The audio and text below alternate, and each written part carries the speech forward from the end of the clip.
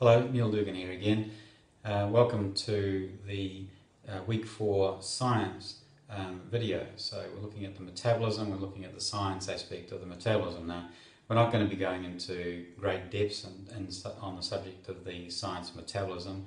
It's the stuff of 2 or 3 years at university to even begin to get a grasp of what's really happening. However, we can talk about the basic principles, and that's what we're going to do today. So, firstly, you need to get a bit of a feeling for how a cell is structured. So the cell has a membrane around it. It's full of stuff called cytoplasm, which appears to be a jelly-like type of substance, but that jelly-like substance is actually full of a matrix-like spiderwebby type of communication channels. And it's a type of skeleton, a very soft skeleton within the cell. In the middle, of course, in the centre of the cell is the nucleus, and the nucleus is famous for having the DNA situated within it. Now, most of the processes that go on within the cell aren't actually happening inside the nucleus at all. They're happening outside, in amongst these organelles which are situated in the cytoplasm. So we're going to talk in particular about a couple of these organelles. The first one is the mitochondria, which we mentioned a little bit last week when we were looking at the consumption of energy, because it's so famously involved in the production of ATP, which is the energy chemical that's used within the body and all the cells. But in addition to the mitochondria, we're going to talk a little bit about the Golgi apparatus. And not say that the Golgi apparatus is incredibly important, don't get me wrong. However, it stands for the type of processes that we're interested in terms of this metabolism and the functioning that's involved within the cell. So first of all, the DNA, we all know that the DNA holds all the information that's needed to create your body and all the different parts of the body, and that the DNA is identical from one cell to another. So you have roughly 30 trillion copies of your DNA situated within your body right now.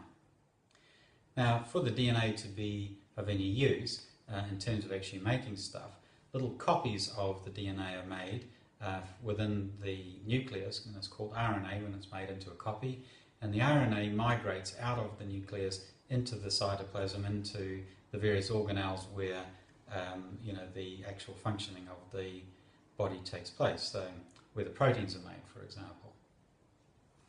So another one of these little organelles which is very important is called the endoplasmic reticulum, and the endoplasmic reticulum actually fabricates the proteins, or many of the proteins. So like there are proteins made in other organelles as well, but many of the proteins which are used for making everything within your body are manufactured within the endoplasmic reticulum. So if you think about this factory that's going on there in the endoplasmic reticulation, it needs to get the RNA coming into it, which has got all the coding for making the proteins, and it needs to have all the food come into it. So all the basic nutrients that are going to be needed to actually manufacture these proteins needs to come into it. So we've got this big delivery mechanism that's actually required within the cell to actually provide the opportunity for the endoplasmic reticulum to actually make any given protein that we could think about.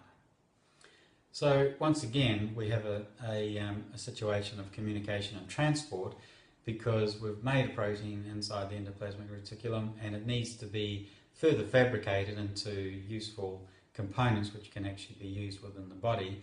And to do that, the Golgi apparatus actually comes into play. So the proteins, or these pre-protein parts, actually come into the Golgi apparatus and they become assembled and packaged into a form where they're actually useful. So this is an incredibly important process that's going on in here.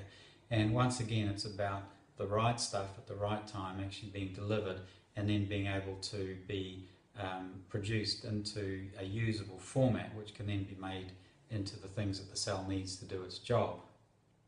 So the Golgi apparatus goes about packaging all the stuff together, and it does some fabrication, and it's not only managing the proteins, but it's managing the carbohydrates, for example, the ATP, and also other sugars or carbohydrates that are actually involved in the manufacture of these different parts of the body as well.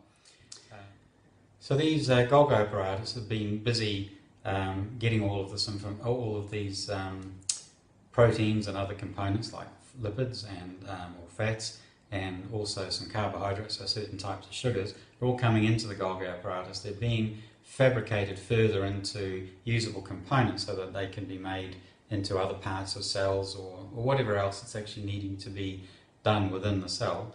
And the Golgi apparatus are actually formulating, doing further processing and actually assembling all of the stuff, packaging it up in such a way that it can be distributed. So we've got the RNA coming in and then into the endoplasmic reticulum, as an example. There are other cases as well, but it's the same idea. And then the proteins are being manufactured, they're being distributed into the Golgi bodies, and then the Golgi bodies are doing further processing, manufacturing it all up, ready for use. Okay, so at this point, there's another delivery process needed. So some of this proteins, or these components for the structures of the body, or enzymes, or anything else, digestive proteins, anything that you kind of imagine, they then need to be taken from there and actually delivered to where they need to be used.